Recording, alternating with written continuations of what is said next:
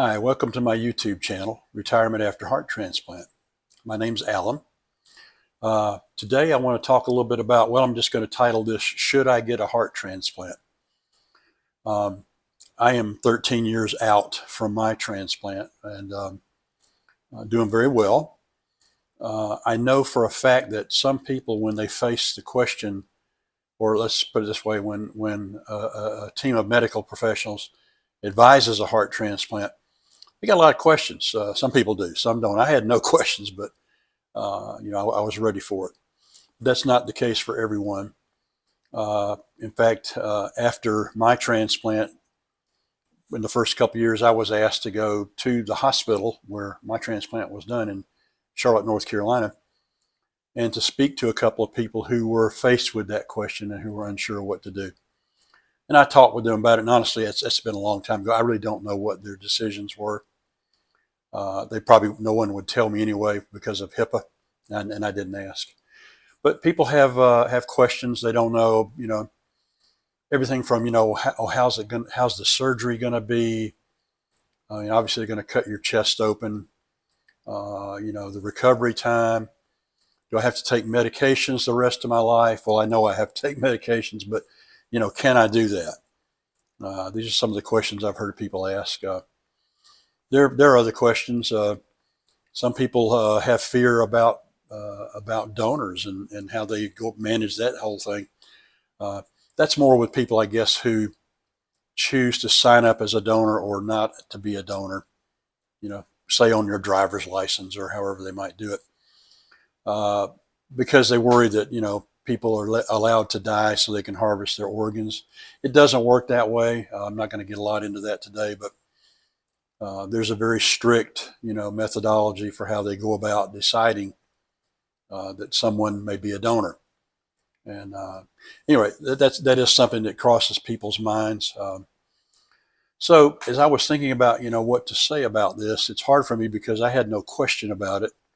I had been heart sick for quite a few years and, kind of knew my destination, was on a heart transplant waiting list, for 18 months. I had a long time to think about it. At any rate, pros and cons. The pros are you get to live longer. You get to be with your family, your loved ones, your friends. You get to enjoy, nature. You get to enjoy this earth we've been given. So cons, it's hard for me to talk about them much, but I'll try because, again, I didn't really see any cons for me. But the whole idea of taking medications and that kind of thing, yeah, it's a hassle, but in my mind, it's a really small price to pay to be able to get up for another day. And I've been able to get up for more days than I expected for 13 years now, almost 13 years. So, there are people who question whether they should do it. My reply to anyone who had a question would be that you should do it because you will live, most likely. Now, I got to qualify that. Not everyone, is as successful with heart transplantation as I've been, and as a lot of my friends have been, heart transplant friends. I've got some information about, life expectancy after transplant I was going to share. For example, within the first year, about 85+% of heart transplants do survive. First year is the most critical. It's a time when rejection, which is your heart basically rejecting, your body rather, rejecting the heart in the same way it would a splinter that got stuck in your thumb. It's going to get infected. It's going to push it out. So rejection, and if you have other complications, there are a number of complications that might happen in the first year. Those things don't ever go away entirely, but after year one, they become very minimal. They don't happen very often. The 5-year survival rate currently is about 69%. That's a big hallmark year, 5 years. They used to call it the 10-year. I notice now in the data that's published, they call it the 11-year rate. I guess they've collected enough data to update it. About 50% survive. Now, I'm at 13 years. So what does that say for me, right? Well, I have to tell you, though that data it's a median. It's not an average. It's a median, and there are many factors that influence, that 11-year time. Age and health at time of transplant is probably the biggest. I was 58 years old. I was going to say only 58. Depending on how old you are watching me here, you might wonder why I say only, but that was relatively young to go through that. So I kind of had that on my side in terms of the data and the statistics about this. Post-transplant care, very important. That you're going to have a good heart transplant team if you went through this process. Otherwise, they wouldn't be doing it. There's a lot of regulation around this, and they wouldn't be doing it. So you're going to have a good team, but you have got to follow their directions. You've got to be taking care of things like meds. You got to watch out for infection, because the main thing that is done to help you keep your new heart is to suppress your immune system. And so for the rest of your life, they're going to suppress your immune system intentionally, with medications. One thing I was reading about as I was doing a little research for this video, after the 11-year mark, you're doing pretty well. You could go for 20 years, 25 years. You may not. I mean, I have to keep saying things happen.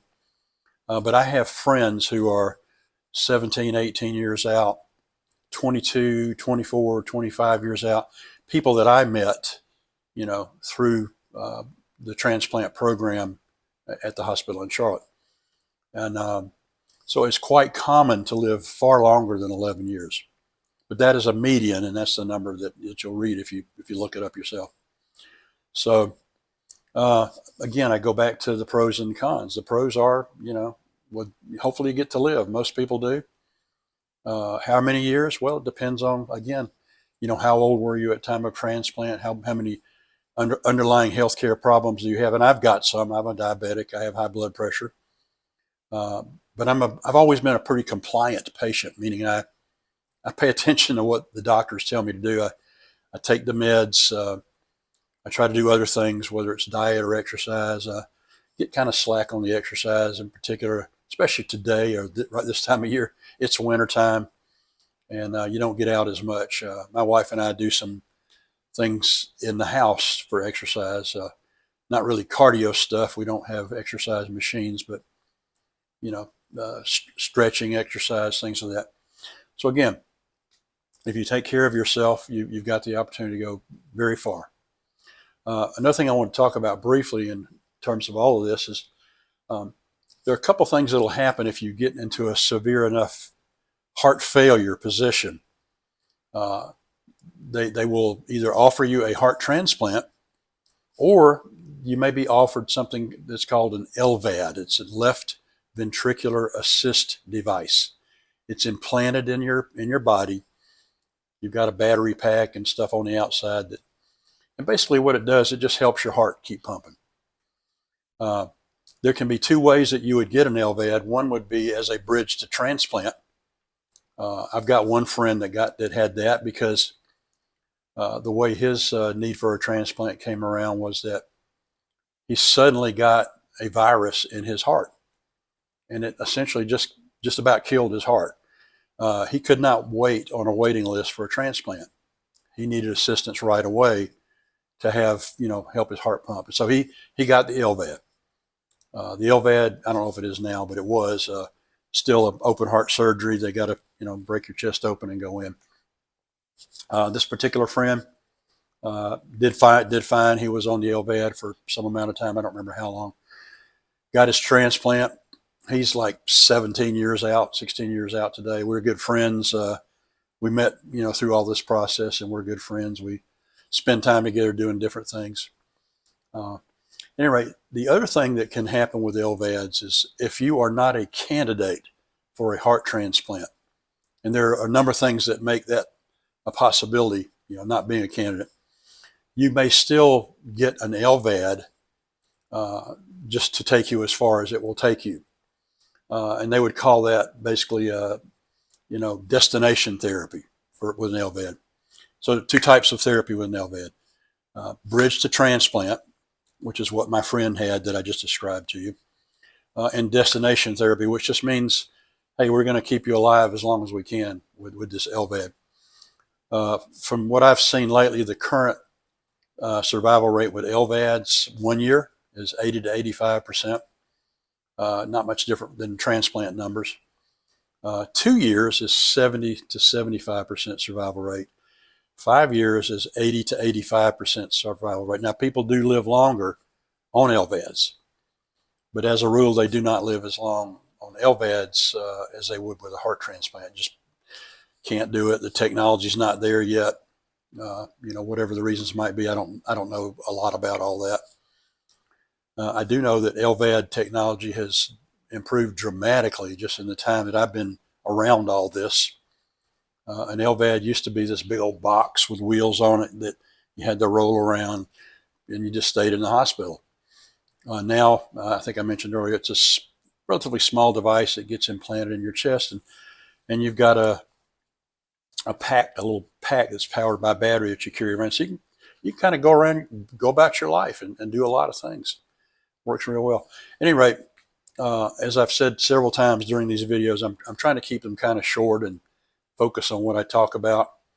I'm the kind of person that sometimes has a habit of rambling anyway when I talk. So that's the things I want to talk about. Should you get a heart transplant? To summarize, pros and cons. People have cons, in their minds and their thought process about it. To me, there are very few cons that are worth worrying about. That's just me. Everybody's entitled to their opinion. Pros, you get to live. People live a long time. I'm 13 years out. I've got friends that are, like I've told you just earlier, 17, 18 years out, even 20, 25 years out. So for anybody there who might be in a position to consider this, or if you know someone in your family who's considering it, that could be the case. This is some information that you could provide to them and to help them make a decision about it. At any rate, I appreciate you stopping by today, and I hope you'll come back and visit my channel again. So for now, goodbye.